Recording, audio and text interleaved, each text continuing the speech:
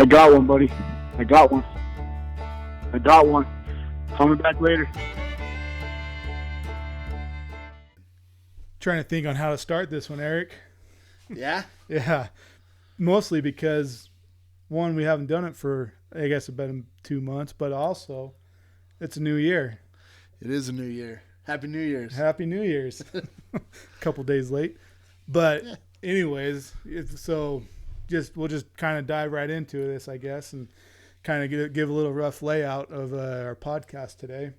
And we're at episode 127 on podcast. First one of January 2023. And just, I guess, a little, like I said, recap of what we'll be talking about mostly is how great Eric is at being a hunter. He came clutch this year and made us. He was successful, but then because he's associated to the struggling hunters, made struggling hunters successful.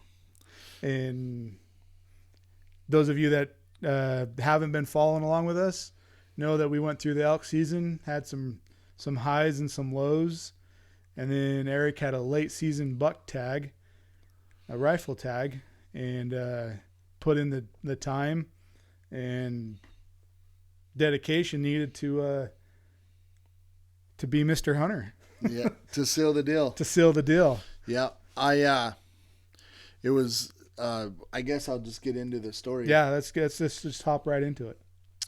It was a pretty tough week, actually. I was bragging before, you guys that listen to us all the time.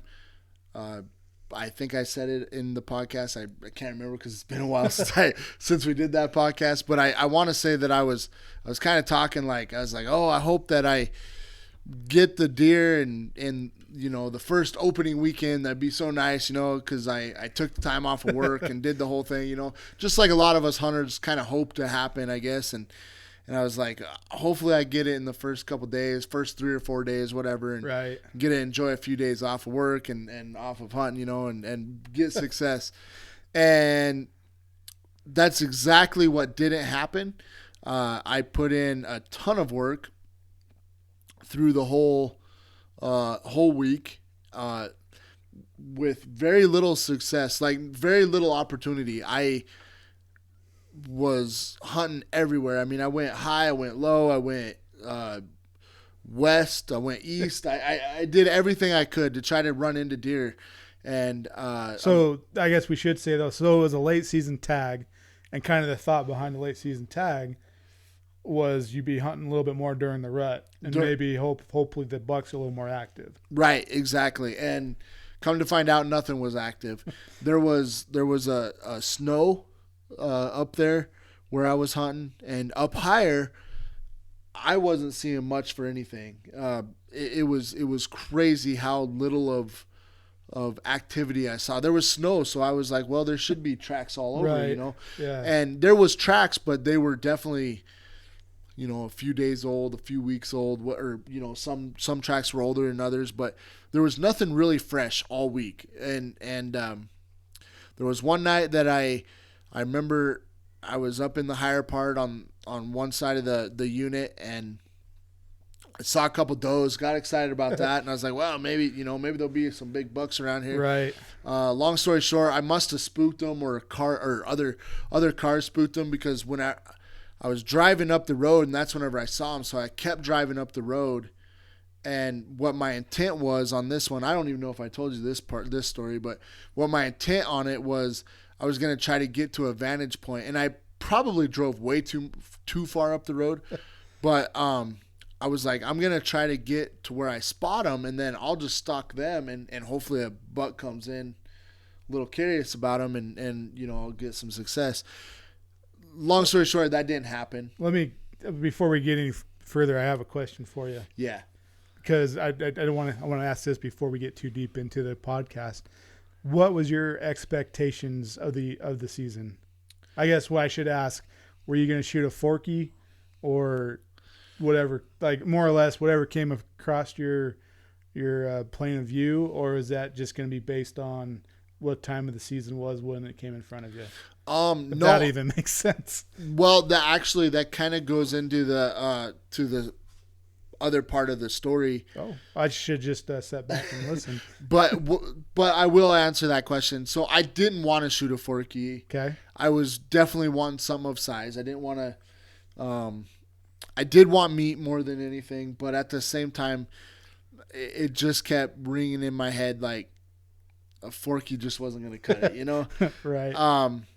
So, anyways, So you drive up the road. yeah, and this was like day 2 or 3 of the hunt, so it wasn't even like opening day. Opening day was a crapshoot. I don't even think I took my son with me the first day, or I think it was the first day that I took him with me, and we never even saw a deer. I mean, we went up high.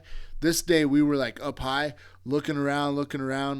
Didn't do a lot of walking because it was pretty snowy and stuff. So I was like, well, maybe I'll catch some luck and just will, kind of do road hunting, I guess. But like what my idea was is find where they're at and then just kind of hunt that area. That was my plan. So I didn't mind driving a lot that day. So we drove around, tried to locate deer. We had it wasn't working out. Like we just never saw deer really. Okay. And not even does. And that's what was frustrating me. I'm like it's one thing not to see bucks, but man, let me at least stalk some does or something so I can and have hopes that there'll be a buck that comes rolling through at some point. And there was just nothing. And I did that for a few days. Like I said, then I went over to the other side of the unit, and which was pretty high. Joe and I have hunted that unit for elk. It's the same unit that we have been hunting for elk. That's kind of funny too, because when we were scouting for elk, we happened to like just drive past a couple good bucks one night, and come season they're nowhere to be found. Oh yeah, no, totally. They weren't. I would have loved to have gotten one of those because those were some big bucks. But yeah, I was doing everything I could, and so kind of fast forward, get into other parts of the days. There was I think I didn't do a lot of filming. I don't think I hardly did any filming, actually, now that I think about it. But I was frustrated because I just wasn't running into anything. And I'm like, what am I going to do? Just film myself taking my rifle for a walk? So, Right. Anyways, the last couple nights that I was hunting, one thing I was noticing, going back to the tracks, was I was like, there's just nothing fresh. I keep hoping that I come, but I'm like looking at these tracks and I go, there was a little bit of a snow flurry in every track that I saw. That snow flurry was over top of them. I'm like, there's just, I don't know why, I don't know how. I mean, the snow was maybe 5 inches. I mean, it could be deeper in other parts, but it was 5 to 8 inches. I'd say at like the highest part of the mountain, it might have been 8 inches. Lowest, or not the lowest part, but where I was at, it was like 5 inches or so. But there was still vegetation pockets and stuff. So I'm like, I don't know why, but there's no deer here. And every track, I mean, I literally took this one trail. I was driving at this point, but it was a kind of an old trail or whatever, and I was driving it, and I like literally every time I saw a cross track, I'd stop, look, and I'm like, not fresh, not fresh, not fresh. So it's like, okay, they're not here. They have to be lower. And so I went down the road, and there was this one area, and it's not. I guess I don't know how to explain it, because I want to say it's like one of the first pullouts whenever you get in the area, but it's not true, because down below is where a lot of people go to and pull over, whatever, or hunt out of there. But I guess whenever you start going up top, it's like one of the first pull-offs that you could do. And I started hunting that, and I got into some deer. And they were a doe, mostly does. But I was like, okay, well, at least I'm into them. Right. There should be hopefully a buck dogging them. And I do got to back up. I actually saw a pretty nice buck whenever I was going home. It was like right at the end of shooting light, and I didn't know it at the time. I jumped out and I was all excited. I was like, "Oh, I'm gonna get this guy." I scared him. The way it was, because I was going home. I was pretty much done hunting for the day. Right. Your mind was shut off. Right, and I just happened to see him. So I pull over and I get my vest on. I pull my gun out, and I go try to like go to where he was, and he took off. and so the funny part about it is I didn't realize it until I was about to leave, because I'm looking for this buck, and I thought it was all public land right there, and then I just happened to look up and it says like private property, and I'm like, oh, well, to be fair, I was actually on the public side, but the pull off that they at least try to say that it's some kind of private parking or something. So I was kind of illegal. I don't know. It was right there on the line. I was like, oh, well, I'm so glad that I didn't actually get this buck, because then I'd have all kinds of other problems.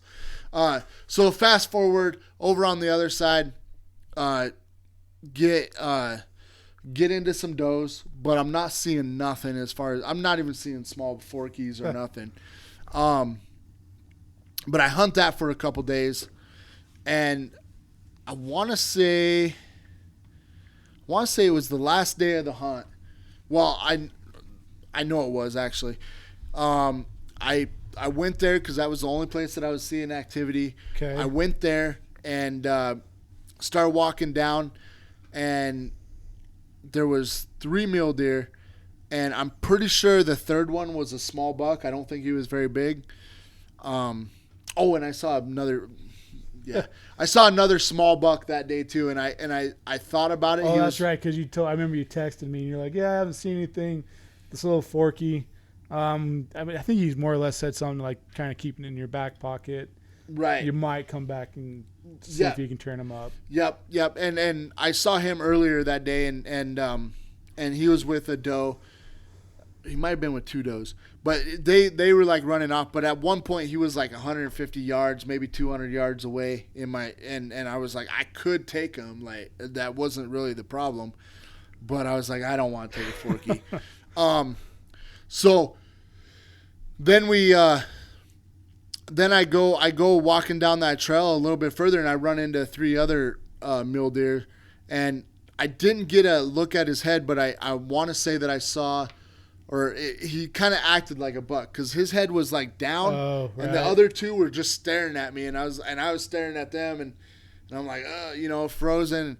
Anyways, I hunted that area, and this is all like around noon. So I'm on the last day, Friday. It's around noon. So I decided to back out, and I'm like, okay, I probably blew up this area. I'm gonna wait until the afternoon. So I drove up the road, looked around, drove down the road, looked around. And I'll tell you, the only reason I kept going, so it got a little bit later, and I'm like, okay, now it's time to start hunting. And I go back, and there was another dude. There was people all over, like trying to get their 11th hour buck. Yeah. And there was a dude parked in. He was just like looking out. He wasn't walking or nothing. He was just looking out. And I was like, you know what? I'm gonna go down the road and go down to kind of where you went and tried to scout. Uh-huh. It was kind of toward that area, which is down lower. I was like, I'll go down there for an hour or so, then come back up, and maybe whether he's there or not, I'm gonna hunt this area. I went down there, and I just took this random back road, and I started following it out, and I'm liking the area. And I'm like, this is a pretty nice area. But then I like, there was somebody posted up on the side of the road, and I'm like, okay, he's hunting there. Right. So I kept driving a little bit further, and I finally just like stopped in this one spot and waited there for a little bit, and I'm looking over. I could see forever, and I'm not seeing much activity, but I can just see forever. And I'm like, this is pretty cool. Like, you know, I don't know. I feel good about this spot. Like, it was kind of speaking to me in a way. And so I was like, I'm gonna just hunt here, you know. And it was kind of at a weird point where I'm like, I can go up there, but I gotta haul butt back up there and go hunt where I've been hunting all day, right? Or I can hunt this and finish it out. And it's the 11th hour. And honestly, I'm in hopes that I get something, but like in the back of my mind, I'm like, I'm not gonna fill my tag again, right. You know. And I was really bummed out. I jumped out of the truck, got ready, and I started walking, and I probably walked a mile or so, give or take. And I just happened to go over a couple ridges away from the road, looking at the map over on the other, like this area that I hunted was kind of between two roads. Okay. So I was probably a mile away from the other road. So I was kind of like right in the middle of this field, not really a field, but like this open meadow. area, open meadow with some cedar trees and stuff. Right. But anyways, like I said, I'm about a mile in, maybe even a little bit less than a mile. And I jump another forky. Well, it's getting, you know, it's 3 o'clock, 3:30 or something. Yeah. I mean, it's going to get dark in an hour and a half. I contemplated. I was like, I'm going to shoot this forky. And something told me there's a couple things that went in my head. I just was like, I just couldn't do it. I couldn't bring myself to do it because, you know, and I sat there and I was kicking myself because I'm like, you know, I am hunting for meat. Right. But I don't, you know, like. It's the 11th hour, running out of time. Exactly. I have this opportunity in front of me. But I wanted him to mature a little bit. I'm like, you know, taking him now, like what could he have been, you know, kind of thing. And there was one other thought that, because I've seen it a lot with mule deer, and I don't know why it happens or how it happens, but sometimes when you see a small buck, right, you sometimes see a bigger buck behind it. Right. So that thought popped in my head. At least that's what I was trying to tell myself whenever let him go. When I let him go, I was trying to tell myself that, you know, I was like, well, you know, sometimes you see a bigger one. Correct.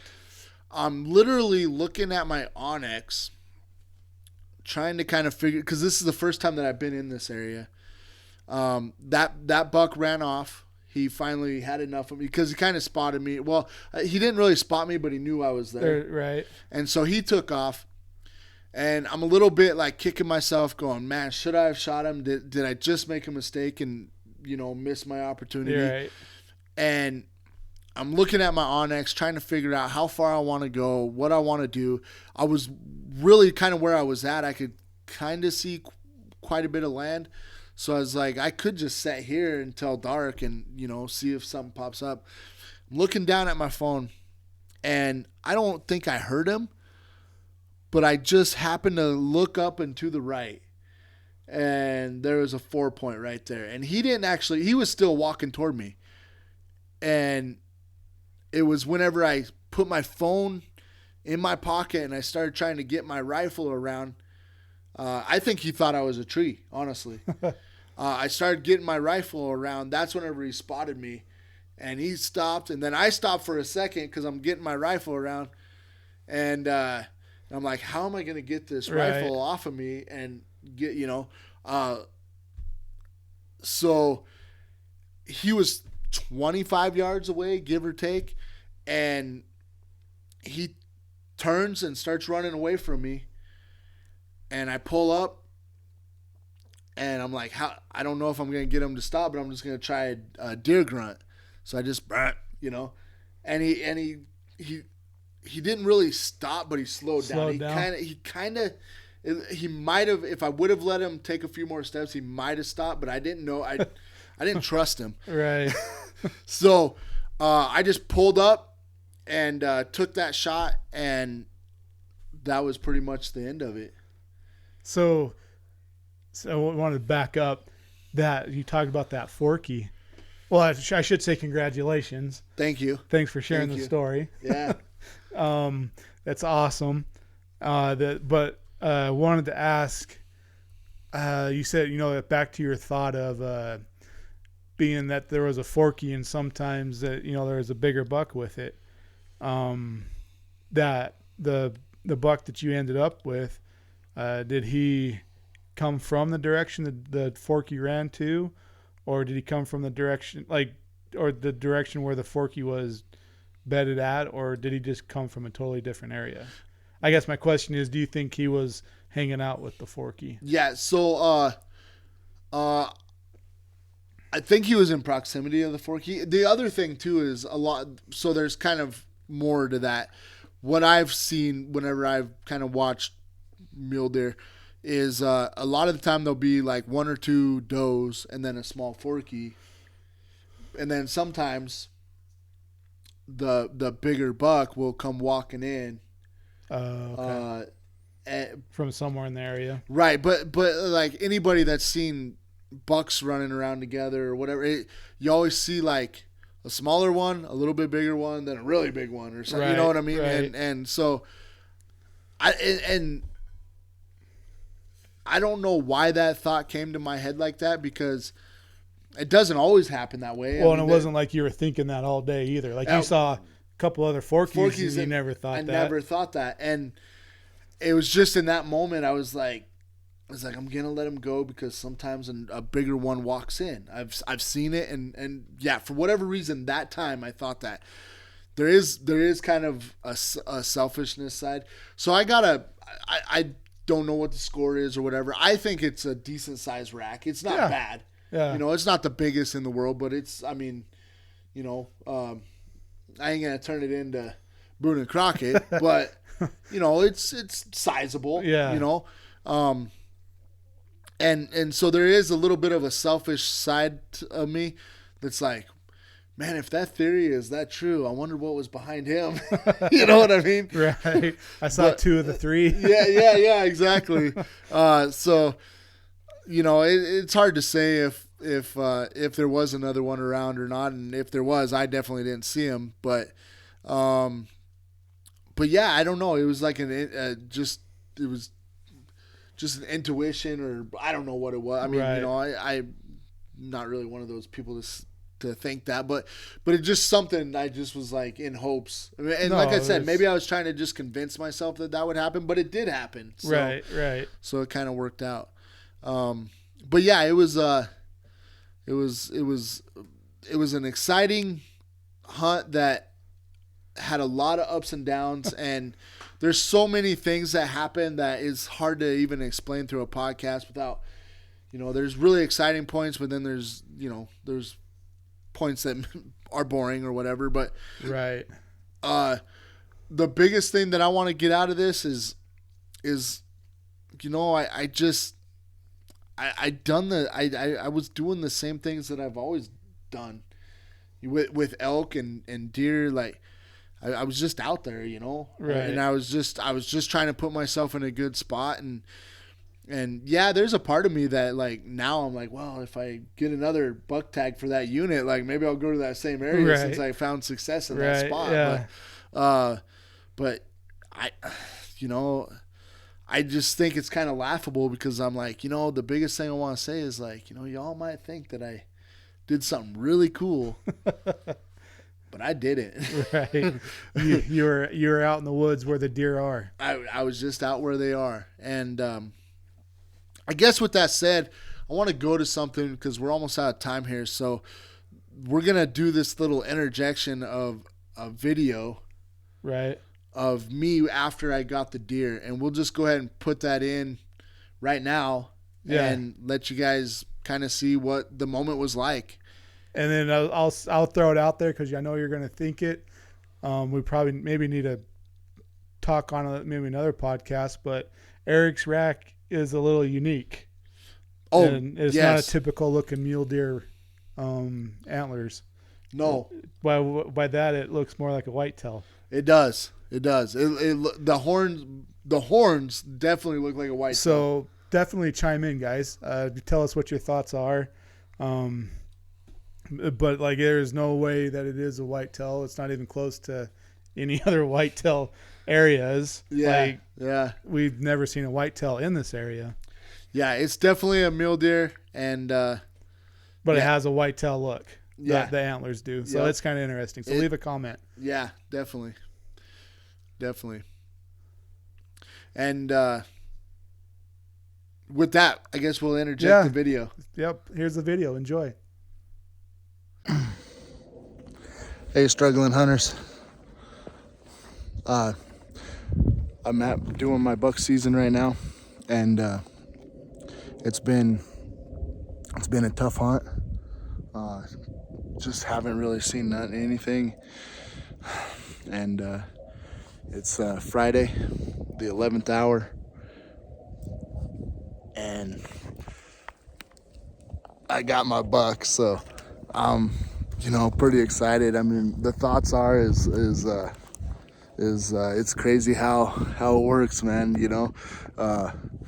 I got to thank God. I was telling God, I was like, God, just please let me get something, let me get something to help feed my family and stuff, because it's been a tough week. I just haven't seen nothing, and I feel like he really came through. There was like a little forked horn that I saw right before him, and I could have shot him, but I was like, I just don't want to take a forked horn, so I was kicking myself in the butt, thinking,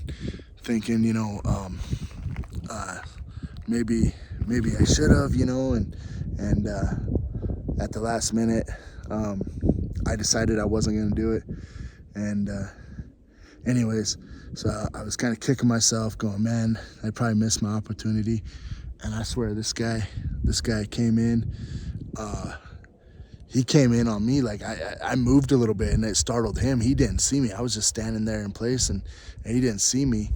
And so I was just standing there in place, and then I moved a little bit once I saw him, and then he caught me.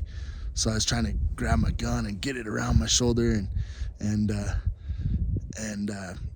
he started running. So I just pulled up as quick as I could and tried to do a little deer grunt, and he kind of stopped for a second. I just pulled that trigger, and he dropped right away. So I kind of I think I did an okay shot on it, but man,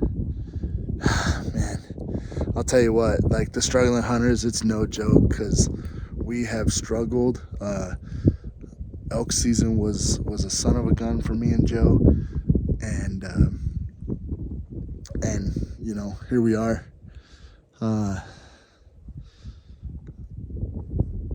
Finally something works out, something goes good. It's been one heck of a season, one heck of a couple years, and last year I did get my doe, so I got a little success there, and that was great. But getting a buck, really kind of solidifies something. So I feel good. Man, he was 25 yards away. I could have shot him with my bow.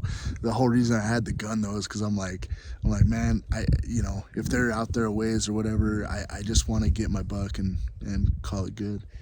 Anyway, got my buck, and here we are. So I'm gonna process them, start carrying them back to the truck, and I'm pretty excited, and thanks guys for all the years of sticking with us at the Struggling Hunters, and through the lack of success that we've had, here we are. And so thank you guys for everything that you've done, and supporting us and sticking with us and everything, and just want to say thanks for everything. And man, I'm so excited. I jinxed myself. I gotta tell you one quick story before I sign out. I jinxed myself the other day because I told my boss, because I got the whole week off, and I told my boss, I said, I hope that I get something early so I can have the whole week off and relax, get some stuff done around the house. And I came out here and hunted every day, and the 11th hour I finally got something. But I'm pretty happy. So thanks for Thanks for everything, guys, and we did it. November 18th, 2022. We got a buck. Yes. All right, guys. Well, since you since you saw that, I hope that you liked the video. I had some real emotion there. I had all kinds of things going through my head because it was the 11th hour. It was getting dark. I made phone calls to Joe, my wife, sending pictures to some other people and stuff, but I'm running out of time. And I had to get him gutted and take him back to the truck. And I actually I tried to pull him whole. And I was like, this ain't happening. After I gutted him, right, I did gut him first, but I was like, I'll just pull him whole. And I tried to pull him whole, and I was like, I'm not gonna make any progress doing that. So I was like, man, I'm just gonna cut him in half and go that route. And so I cut him in half and carried him in two. And it was a chore. And I was still working on him. I think it was probably 7, 8 o'clock by the time I got out of there. I can't remember for sure, but it was late. It was definitely late. Then I worked on. Man, I was so tired. I went to where I work and hung him up off the forklift and everything. And but I was out there. I was there till midnight. Oh, really? Yeah, something like that. I was so tired by the time I was done processing. And I should throw in there too that I couldn't really help. I was out back in Utah at a family funeral, so I missed it, and I couldn't even help him out with like the hard workout. Yeah. I know. Yeah, it would have been nice to have you there for sure, especially that night because, man, it was just a lot of work, like just doing everything by myself. And then I was in a hurry, and there was when we cut up the meat. It kind of sucks, but like there's a little bit of backstrap that didn't quite, that I think if I would have been able to take my time and stuff, I could have processed them different. Right. We probably could have pulled them whole together. It was just, but with one guy, it was too much. Yeah, it's difficult going through that woods. Yeah. The sagebrush flats and all that. It's not fun pulling stuff whole by yourself. Yeah, I hustled pretty hard on that. But guys, if you've struggled like us, man, like we've really struggled, and there's more to that I want to talk about in the future for sure. But we've definitely struggled, and but just hang in there and do the best you can, and try to get to the next step. Just don't give up, and I think the best key to success is just being out there, putting yourself out there, and try to find the best opportunity. And sometimes maybe those mountains actually speak to you, and you go, yeah, I think this is a good spot. And I've done it a million times and thought it was a good spot and ended up empty-handed. So I don't think it's foolproof, but it definitely worked out this year, and I'm pretty excited, and hopefully at some point I'm doing the skull myself or whatever, but I'm doing a European mount, so I'll definitely show it at some point. Yeah. Any final thoughts? No, I always say no and then continue. He's got to be out there, and it's awesome that Eric was able to work hard and pull it off. Yep. Proud of you. Yeah, thank you. And thanks for everything. Like, guys, thanks for tuning in all these times. Thank you, guys. Hearing us talk about how we come up empty-handed and everything else. And, it's so amazing that how everything works. So, with that said, guys, we're going to take a heart out. Thanks for listening to the podcast. Like and subscribe to the Struggling Hunters, and we'll hope to see you again. Take care. Later, guys.